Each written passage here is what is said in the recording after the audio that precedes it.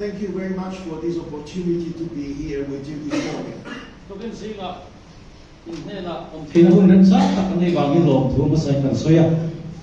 I really feel privileged.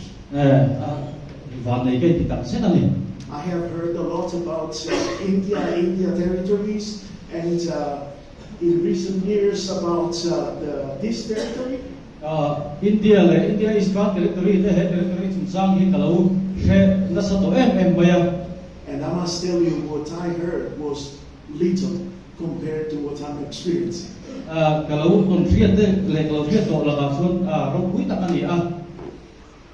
But I was thinking about what I should share this morning.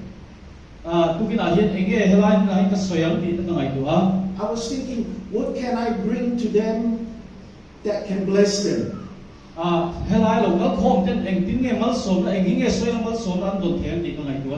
What can I tell them that they don't already know?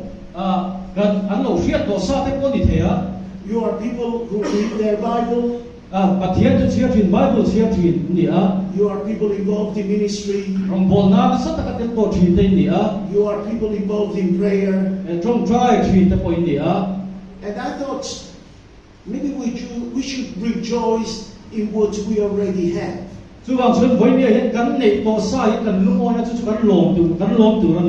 I don't mean to bring you something new.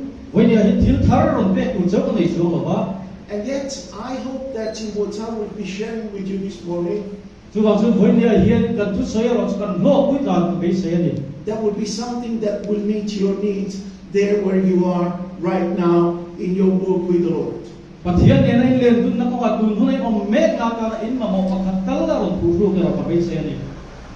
The Bible passage that was read at the beginning of our meeting speaks about Jesus and what He has provided for us.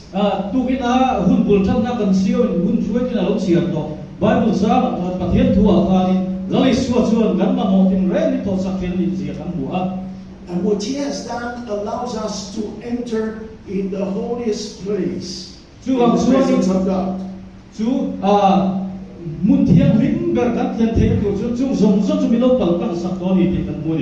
When I was a little boy, that's a few years ago, I was always fascinated in watching boats of all sizes coming in and out of the harbor of my city, Naples.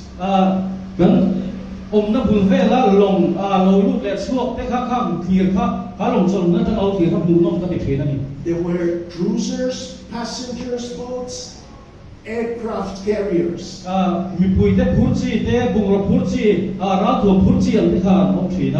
And I was amazed at looking at them as they were coming in and out of the harbor.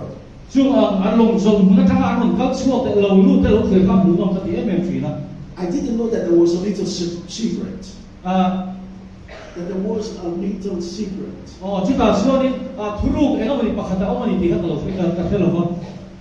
There were able pilots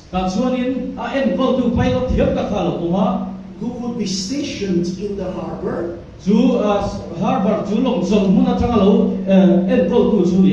And when one of these ships would come,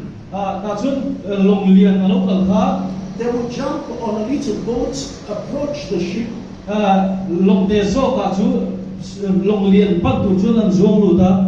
get in, go in the captain's room, take over, lead the ship to the place where they had to go, and then would go back to their station. So when I learned that, and as an older person traveling as leader in the Italy and Greece command to Sicily in particular,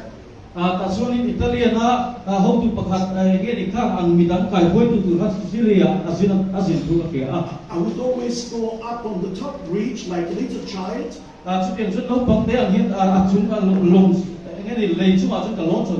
And I would look at this operation happening, jumping in of the boat, getting out, the boat getting at the right place. Chút tiền nga lồng cặp tây na ti về đàn lồng các thằng azuak thà station na lule đàn chơi thế chúng ta in chỉ là gì. And then of course being mentally conditioned by my reading of the Bible, Chuanin Bible siya các ngày tuần na chuanin. I thought that in a way Jesus is our pilot. Chút tiền ông chút lali suak Krista hi kan pilot kan long thal tu min suai tu chu ni ti các ngày tuần suak ka. He is the one who is able to lead all of us. Ani chu kan công tin rega min suai tu chu ni Whatever our experience, kan tom siat ta su eng po long ni sela. whatever our background, Kan hun kal to te eng chu eng po long ni sela. I would almost say whatever our size. Kan len zo kan size te po chu eng po long ni sela. Ya then chu lien te po kan dia. Talking about myself. In ma chon chin. He is able to take all of us at the right place in the presence. Ani chuanin mun dik taka min suai thek tu ai pe ka ngani.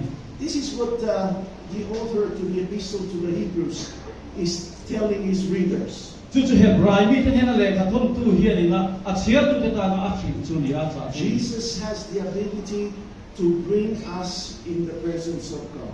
Lali suak Krista hian pathian ne na kan thlen thei na turin ani chun min suai thin ani.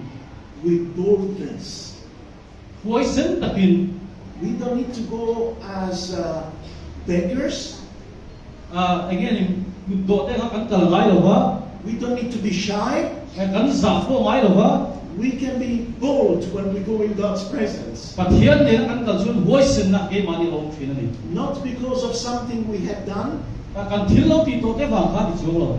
but because of all He has done. Achan chu amma na lo ti to zo wang kha ni. You will remember that in John chapter 1 verse 12 we read Johanna bungso pangitsa sa dagat kan buwa that we have received the right to become or to be called children of God. pathian fa ni thein na chu ang pathian fa ni thein na chu min pe tu kan boli The right to become children of God. pathian fa ni thein na chu Not servants, achia lo ni lovin not slaves, again sal ni lovin although in a sense we become servants of love and slaves of love, chu wangin chu mangai asal ero chu kan dia but with boldness. chu bia chu voice na ero chu kan nei ni This is the message that we want to bring to people. chu chu voi nia mi te na thu cha kan pon du chu ni And this is the message that we do bring to people. chu chu mi dang te na pathian tu cha kan pon chu ni pok ni And yet we must admit that for many, this grace to which we have access seems to promise more than it can achieve.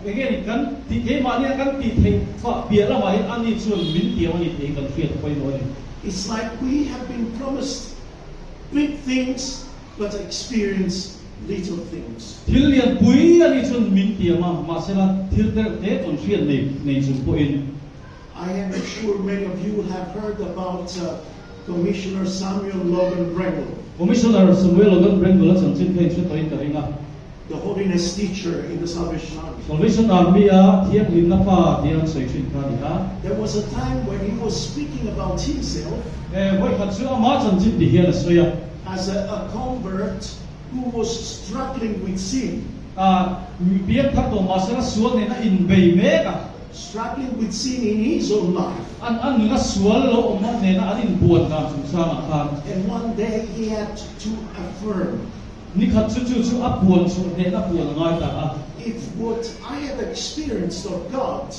Ah. of abundant life, pathian atang hian in nun tam zo nei turin kalokal chu ong thina is all that there is to Christianity, then it is a cruel mockery.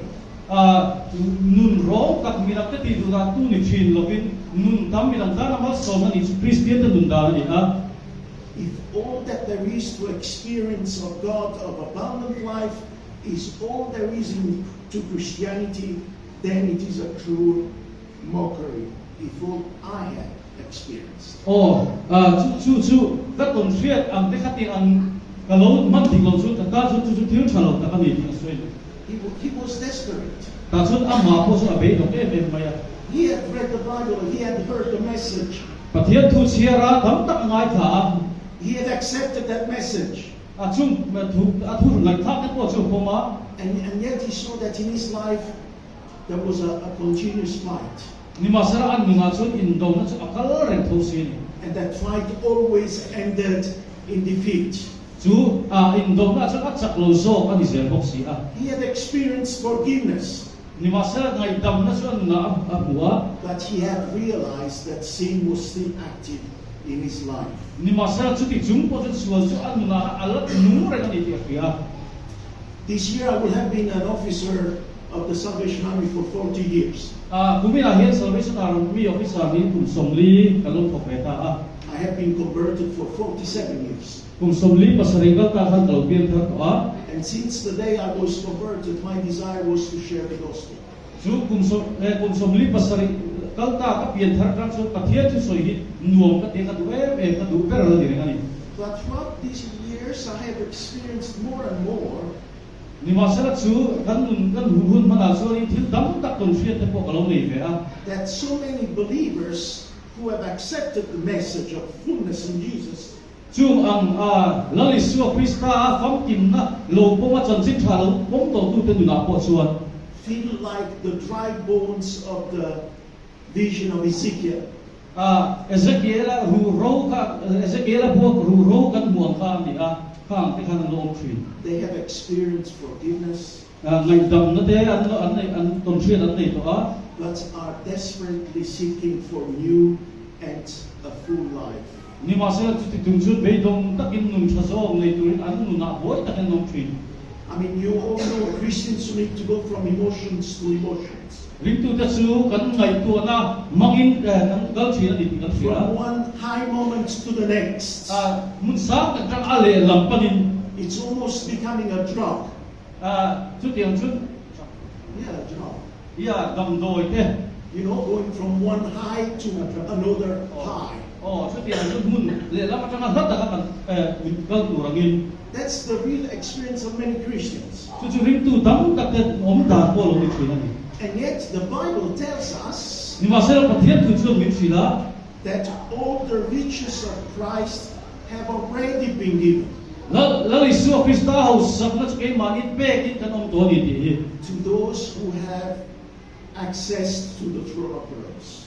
chu khomai ngal khum dong ko cham po tu te ta chuan The Bible tells us that a life of victory is possible chu ba chun ne na hi kan nu na he a the ni hi Bible he min thri la ni because everything has been supplied by Christ. a chan chu la Isu Krista he eng kim hi kan ta mi lo tho sak to When the author to the Hebrews speaks of access, Hebraim zia tu in asoi he mi asoi a hian he's not just speaking about entering a new dimension.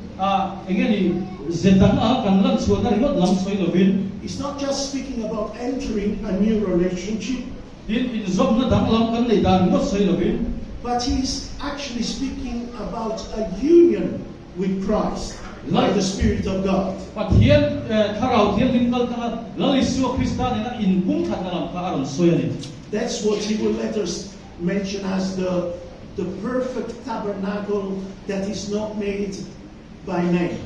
chu ni thu thum fam kim pathian mi rim ka siam ni lo aron soi chu ni So can it then be that actually instead of keep on seeking for something, we should just acknowledge what we have received? kan tumia chu kan lo le to sa zonga na pe le boy na sa ka malam pan lam ni lo ba It's a little bit like Adam and Eve in the garden. ada male evite eden ho na on ga ka You know, the cheating of the devil was that actually he was offering them what they had already received. Me ma pa kha ni an nei to sa nei tu kha ni aron the ma ni ti kha an se lo ani And many Christians are seeking what they have already been provided with. chu ti ang che chun ring tu tam ta Christian tam tak te hin ke ma ni pek an nei om to sa kan nei to sa hi kan soma kan boi fin We are able to enter this new sanctuary. chu bang suan in he mun thiang lim thar ka pan tu hian in And that sanctuary is in Christ. chu mun thiang lim chu la li su Krista toma This is one of the fundamental messages of the Apostle Paul in his letters. chu chu pe dir ko bolan ale kha thop tin re ka athu tum le athu lai mu poni I don't know if you know, a in shem chu ka helova but the concept of in Christ, in the Lord, appears in Paul's letter 164 times. Galis bola le kha thona han chung ang chu voi sa sum le paru li lai asiak ani So it must be important for him. chu chu atan pa poi mo le ni ki siata And consequently, it must be important for us. chu yang chi chu kan ta po hina poi mo ni I think that the first two chapters of the letter to the Ephesians FSC le kha thon masa pa ni te kha are those that, in a sense, summarize what it means to be in Christ. chu mi a chun mi then ka chu Isu Krista nung turin har turin ano In the first two chapters. chu mi chapter masa pa ni kha ni sia ani And I will just mention some in the first chapter now. chu kan sia nga In verse 3 of chapter 1, bung thum cha khan na khanin Paul bung says- cha tu na khan Paul says, in Christ we are blessed with every spiritual blessing. bola chuanin Isu Krista chun tharau man so na tin re na hur dan ni tin soya In verse 4 he says, in him we have been chosen to be holy and blameless. ama chuanin dem kai lo le thiang lim pura ko kan ni tin tham kan ni tin soi le a In verse 5 he says, through him we have been predestined for adoption to sonship. ti chuanin ama chuanin afa ni theina min pe ni chumi ta chun min po mani tin And I could go on. ti chuanin malam ka pan the ni tin soi ni But how to explain what it means to be in Christ? ni ma sala boyen Krista om kan ti chu engting e kan sit fil ta kan le Paul uses a word very often to explain our being in Christ. ti ko bola khanin Isu Krista kan om na chun cha ka soi fi na khan voi tam tak soya He says, we are baptized in Christ. Krista chun baptist kan ni tin na soi fi na ni What does that mean? chu chu enge om sia le We know that other denominations practice baptism. ko fran dang ta chuanin dui baptist ma an ti thin da kan sia a But is that what Paul is meaning? chu chu bola na soi tum chu ni Some years ago, when I was studying my Bible, I did a search on internet.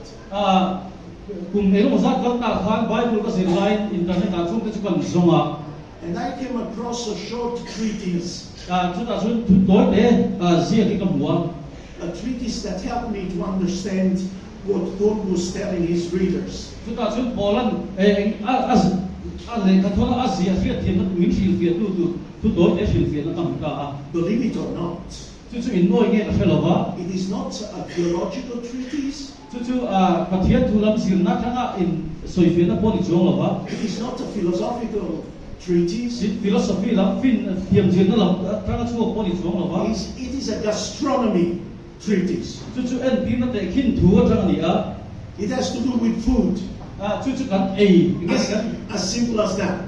kan thil ei thina thanga ani a tilo sap tak mo tak ani 200 years before Jesus, lali Isu Krista mun malam kum sandia ka there was this physician and poet, Nicander, doktor pakhat a physician and poet.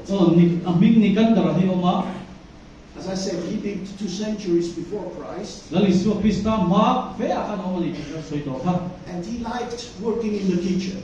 ani chu rong bol ei siam nom ti chi kha ni a Do you like working in the kitchen? Eh, Not working, but doing things in the kitchen. ino mo chokla ti la ti ga nom kan tiam I mean, I'm not really looking at the ladies, I'm looking at the men, chu ta chun me chia ta chap ni lom ni pa te poni kan en ve la chu those who are awake.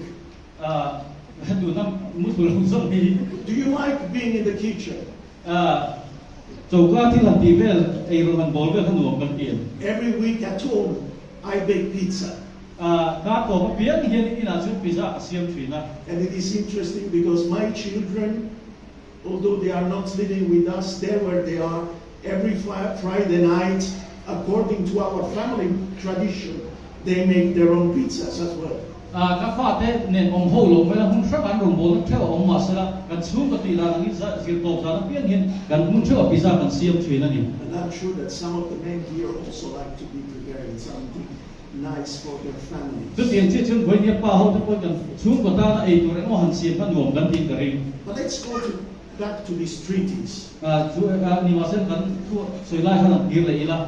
Nicander, as many people, he liked to exchange recipes. Nikan daran suan in thil siam daran recipe mi dang ten han share to te han nuông ma ti thina.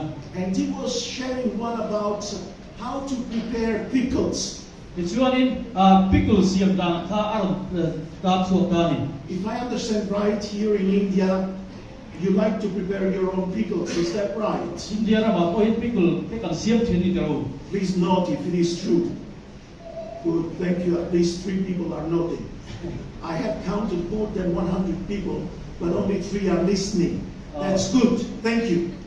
Mi za chuang kan in ko mi pathum vel chen min ngai tha tha thi ka tia a tha viau tho ve lo ve. But anyway, so he shares these recipes about pickles, and he says, when you want to prepare a pickle, I'm telling you something you know, okay? But we just refresh our memories. In sebek thoin ka ringa pickle kan siam lo chen ma mo te kan nei a. When you prepare pickles, you take vegetables, Chu bi ta chun khai kham kham te kan la ko ma you boil water, tin tui kan chuang a. then you quickly dip the vegetable in the boiling water and take it out. Chuan in kha kan khai te kha kan tui chu da kan kha kan la chuak le a. Then on the other side, you have prepared a jar. Chuan in a da na tur bo be kha kan siam ko ka. And in this jar, there is vinegar, water, salt, herbs. Ta chuan chi te a ti rim tui na kham kham te chu bo ma chun kan ka a. And in India, you have a lot of chili. India ra ma chun mar cha ti kham kham ngai ka fe a. And then you take the vegetables that you have dipped quickly and taken out of the boiling water, and you dip them in this jar. Chu tui so in khai kha zok kha in la chuak ka chu be la chuan in han You close the top, chuan in chi na maybe you shake a little bit, in han thing ve la. and then you leave it there for several weeks. Chuan in eng hun ni engam za ta ti kan nan chin tha a. What happens? Eng nge lo thing ta le eng ting nge lo ta se. That which was a tasteless vegetable Khai tui vak lo te po lo ni mai the. becomes a fantastic pickle. Chu pickle tui ta ka lo chang ta ni. Why is that? Eng ting nge om the. Because the qualities of that solution that was in the jar Chu kan da na be la ain cho pol da na kha. are transferred to the vegetable, turning it into a delicious pickle. Chu ang kan khai kham kham ta chu cho me tui ta pickle tui ta ka lo chang tir ta ni. Now, when the Bible uses the word baptize, Chuan in pathian tui Bible in baptist ti trong ka ma soi la hian. very often doesn't refer to the quickly dipping and getting out, Het dia ram ta ka in dim pu man chu la chu le na he me kha ni lo ba. but rather refers to the dipping and leaving there. Chu chumia in chi at chumi chu kan om char char da zok chu ni. Even when Jesus, in Mark chapter 16, tells his disciples, and you know that Mark was the first of the Gospels to be written, when he tells his disciples to go and preach the Gospel, Chân chin tha ma ka sia ka kan li suan ma ka sia ki chân chin tha sia ma sa be ni ti kan train ka renga. Chumi ya asir ti te mi dang te ne chân chin tha bil pura ti chu do la ba. and this has those who believe and will be baptized will be saved. Aringa baptisma changa piam te chan da min amang pina soya. He's not using the word that refers to dipping and getting out, Chumi na atu mong sia chu tu ya fa nin sa ba la chu le la kha ni la ba. but he's referring to the other word, dipping and living there. Chumi in sia chumi chen chun som na zo ka chun le soi ni. Those who, if I could translate differently, ale lindam dang lam deuh te pawm thea I would say that Jesus said, lali suwa chu ti hen soi ti tai la those who believe and are baptized and abide in me shall be saved. ke baptisma changa ke ma omre ka chu chan damina omang tina soi ti ngai tai la And isn't that what he said in chapter 15 of John's Gospel? John bu so panga khani chu kan bui ka hiali Abide in me. ke ma omre ro Abide in me. ke ma omre ro Abide in my love. kam ma ya chu omre ro And at the end of that chapter he says, you are my friends if you obey my commandment. chu at thu to la ma chu nin ka thian ten diang ke ka thu in som ren chuan tina soya And this commandment is not the 10 commandments, chu thu pek som khani lo ba but this commandment is abide in me. at thu pek zo ka chu ke ma omro ti khani Why is it so important for us to abide in Christ? voi nei han chu lali su krista chu engwang ni kan omre nang engwang poi mong nge ni ti Now I must say nobody told me how long I could preach.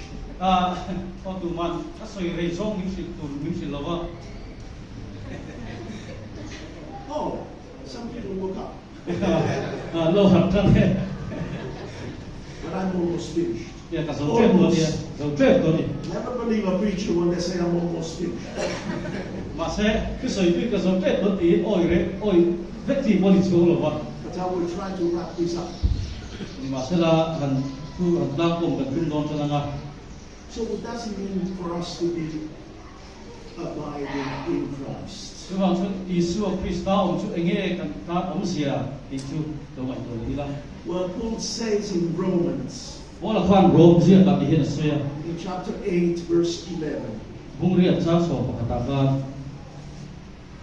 if the spirit of him who has resurrected Jesus from the dead lives in you, ni ma se la me thi sing ta isu ti thau le tu tharau chu nang ma dia om chuan he who has resurrected Jesus from the dead will also give life to your mortal bodies. mi thi sing ta krista isu ti thau le tu khan nang ma dia om tharau za ra chuan in tak sa thi te te chu khat tin nung po pang kan mui And you remember the vision of Ezekiel with the dry bones in chapter 37, they became alive when the Spirit was on them. Ezekiel vision na kan ru ro pathian tharau ina om pui lo nung le ta te kan fei zari nga This is good news. chu chu chan chin tha chuan I'm excited about this, even after 47 years. kung som li pasari do kon helai thu hian min tim nunga min ti rim thin This is not a good news, this is the good news. hei hi chan chin tha san hiam mai ni lo Because it tells us it is not through our efforts. cham chu ke ma ni thei na wa ni lo ti chen takin min thila It is not through a rite we may perform. thil dik kan tia wang not ni lo vin It is not by copycatting someone else. midang te ti en to na an khat in kal wang not po ni lo vin Neither we can achieve it by a legalistic way of living. tin nun dan dik le khat in ang tha kan nun wa an nei thei not po ni chu lo wa Simply stated, mo ta ti kan lo chu ta it is what we become when the qualities of Christ are transferred in our lives. lali su krista ni na dam nam hu tak kha kan nun na khat la ui pe ui kan lo ta not mai Through this union, te chuan in chu kan in zom na kan chuan through our abiding in Him. amma kan om tat na tang khan And that's what Jesus told His disciples. I am the vine, you are the chu branches. chu lali su ta sir tir ta ne na soi chu ni ke grep hui tak chu kan ni anang ni pe te chu in ni If you remain in me, you will bring forth fruits. ke mai om ren chuan ra dam tak min suam So what should we do when we realize in our lives that we lack something?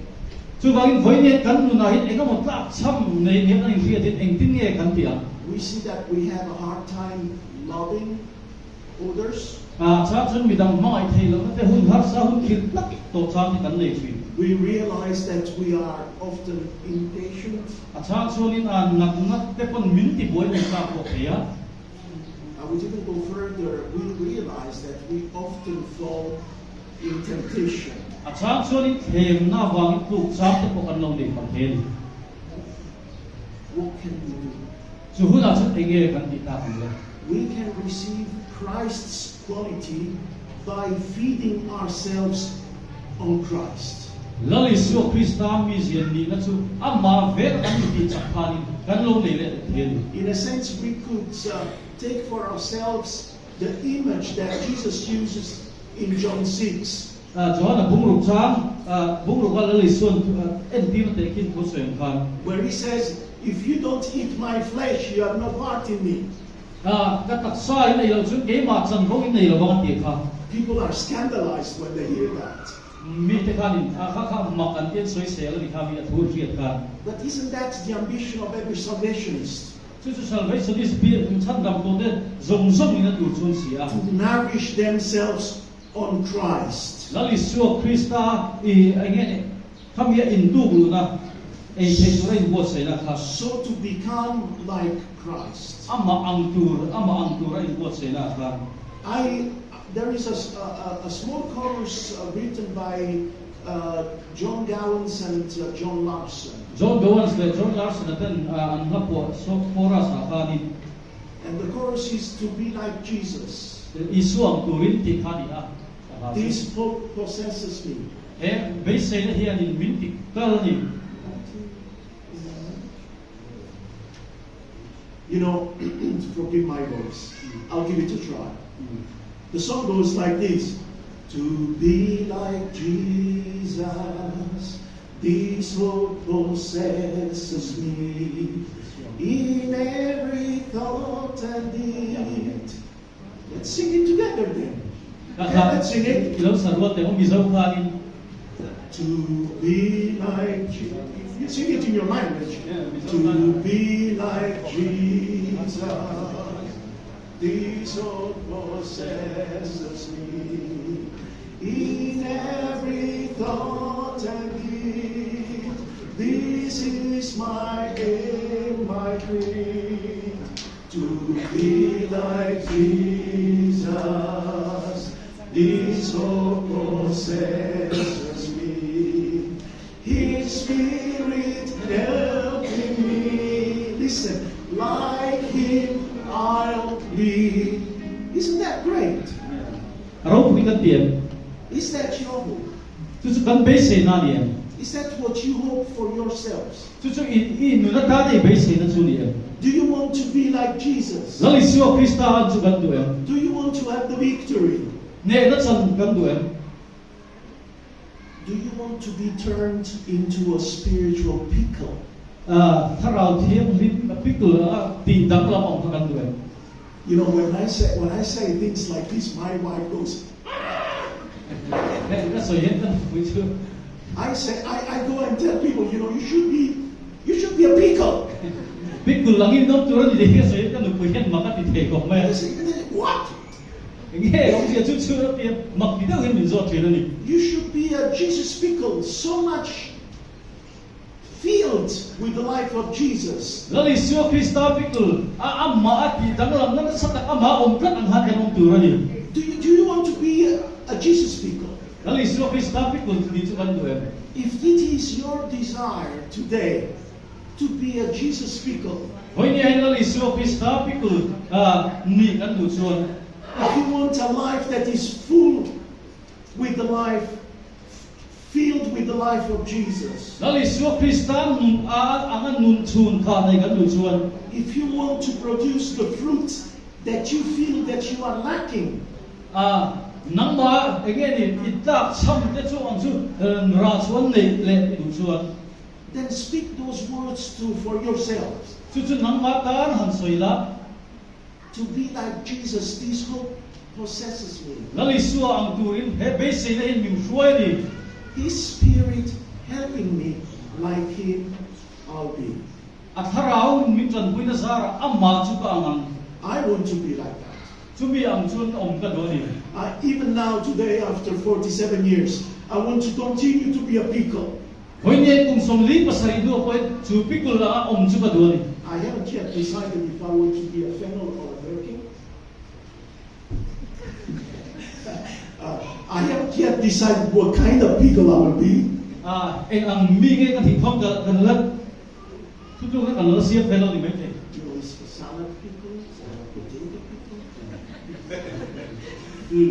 I don't care what Jesus makes me. Salat ni mo, lutra ka siyang pikol ni mo, engko boy ka tilo malalisyon ni siyang dalakan. I need to be what He wants me to be so that I can be used by Him.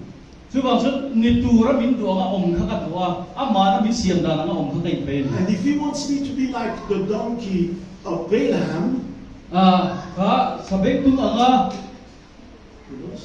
no. In the book of Numbers, Old Testament, Numbers po there was the people of Moab who wanted to destroy Israel.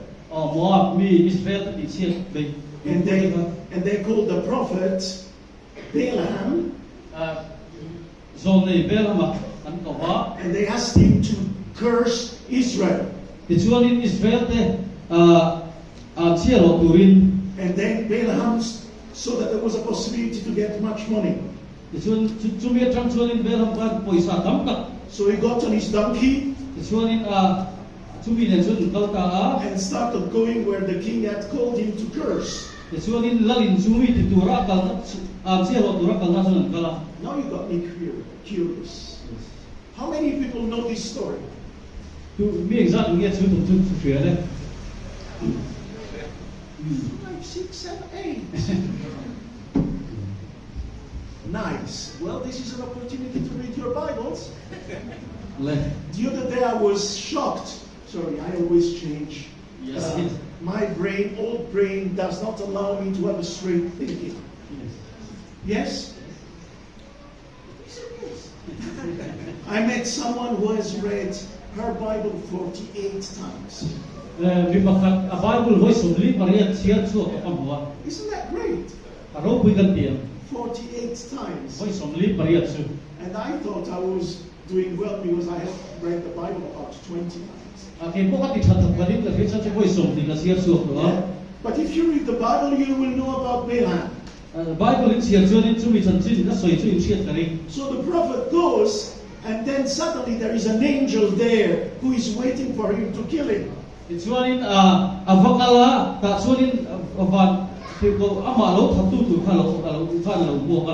the donkey sees the angel, but not the prophet.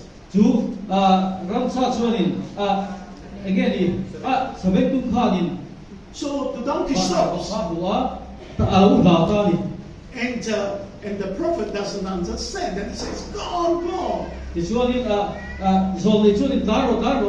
and starts beating the donkey very badly. Chapter? You found it? Okay, don't worry. Somewhere and so the donkey suddenly starts to speak. And he tells the prophet, "Well, if you were going further, an angel would have killed you." He says more than that, but I'm trying to make the story short. And so I say, if I can be a donkey who speaks a word that saves another person, then I will be a donkey. I'm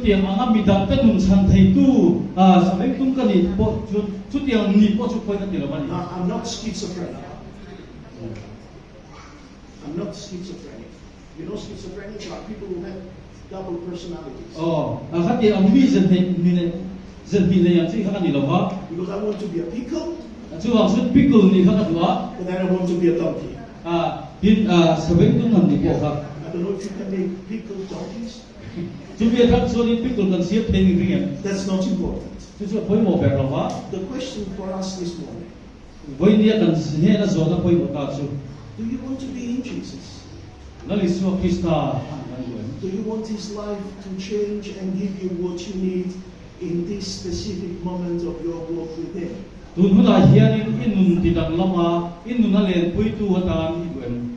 want the Holy Spirit to come and nourish you with what you need? I would invite those who have the leadership of the meeting to choose a song that allows.